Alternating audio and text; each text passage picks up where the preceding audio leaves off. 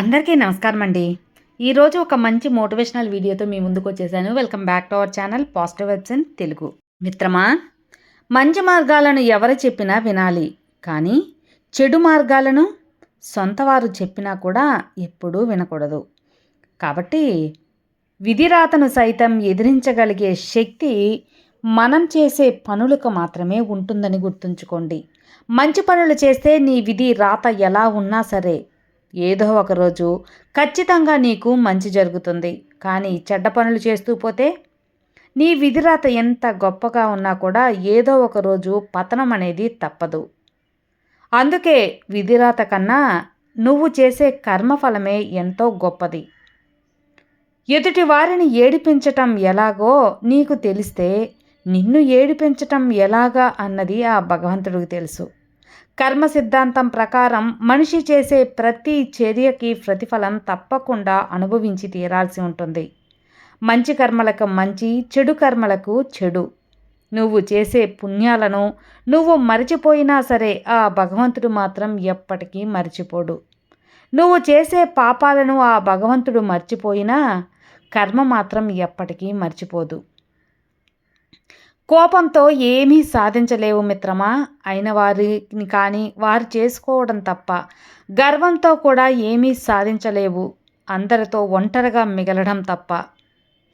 తప్పు మనది కానప్పుడు తలకి ఎవరి ముందు తల వంచాల్సిన అవసరం లేదు. కానీ తప్పు మనదైతే క్షమాపణ చెప్పటానికి వయసుతో నిమిత్తం లేకుండా క్షమాపణ చెప్పాలి. అన్ని రోజులు మనకు అనుకూలంగా ఉండవు. మనది కాని రోజున మనం మౌనంగా ఉండాలి. మనదైన రోజున అనకువగా ఉండాలి. అన్నిటికీ సమాధానం చెప్పాలి. గుర్తుంచుకోండి మిత్రమా, తల్లిదండ్రులు చేసిన పాపాలు పిల్లలకు వస్తుందా అంటే అది ముమ్మాటికి మూఢనమ్మకమే. ఎవరు చేసిన కర్మ పాపం లేదా పుణ్యం వారు ఒంటరిగా సొంతంగా అనుభవించక తప్పదు. ఎందుకంటే వారి పాపపుణ్యాలు వారికి మాత్రమే పరిమితం కాబట్టి. తల్లిదండ్రులు చేసిన పాపాలు పిల్లలకు సంక్రమించడం అనేది ఏమాత్రం నిజం లేదు. అబద్ధం ఇంకా కపటం, చౌర్యం, హింస, మోసం, వ్యభిచారం మొదలైనవన్నీ కూడా సామాజిక జీవనాన్ని కలుషితం చేసే కర్మలు. ఒక స్త్రీని వివాహమైన తర్వాత తల్లిదండ్రులు కావాలా, నేను కావాలా అంటే భర్తే కావాలి అంటుంది. పిల్లలు కావాలా, నేను కావాలా అంటే భర్తే కావాలి అంటుంది. కానీ భర్తలకు వీళ్ళిద్దరి తర్వాతే భార్య ఉండాలనుకుంటారు. అవునా కాదా? ఈ జీవితం దేనిపై నడుస్తుంది? ధనం పైన, వైభవం పైన, శ్వాస పైన కాదు. ఈ జీవితం విశ్వాసం పైన నడుస్తుంది. విశ్వాసం అంటే నమ్మకం. మనం విశ్వాసం అంటే మన వాళ్ళు. కానీ ఎప్పుడైతే ఈ విశ్వాసం పోతుందో అప్పుడు మనసులు విరిగిపోతాయి. దాని తర్వాత వారు ఏమీ చేయలేరు. అప్పుడు అలాంటి సమయంలో మనం ఏం చేయాలి? 3 పనుల మీద చేయాల్సి ఉంటుంది. మొదటిది ప్రేమ.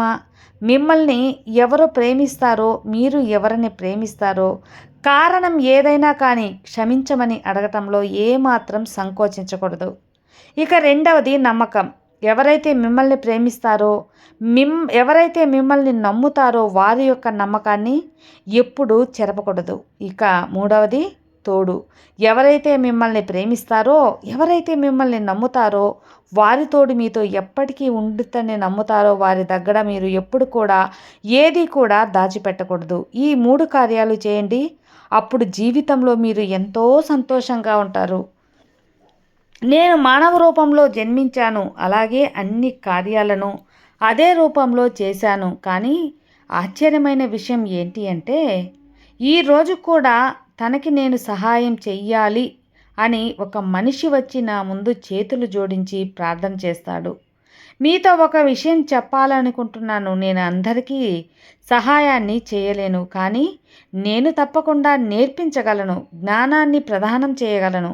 ఎలాంటి జ్ఞానం అంటే దాని ఆధారంతో మనిషి ఏదైనా చెయ్యాలి అనుకుంటాడో దాన్ని ఖచ్చితంగా చేయగలడు. అది మంచి కార్యమైతే గనుక ఎప్పుడైతే అసురుడైన కంసుని గోకులానికి వచ్చి ప్రజలందరినీ బాధ పెట్టినప్పుడు నేను ఎవరి సహాయము కోరలేదు. నేను అక్కడే నిల్చున్నాను. అలాగే నేను ఎవరిని నిందించలేదు. నేను ఒక చిటికెన వేలుతో గోవర్ధన పర్వతాన్ని ఎత్తితే అందరూ చెబుతూ ఉంటారు. కానీ ఏంటంటే అక్కడ నేను ఒక్కడినే ఉన్నానా? అస్సలు కాదు. నాతో పాటు చాలామంది ఉన్నారు.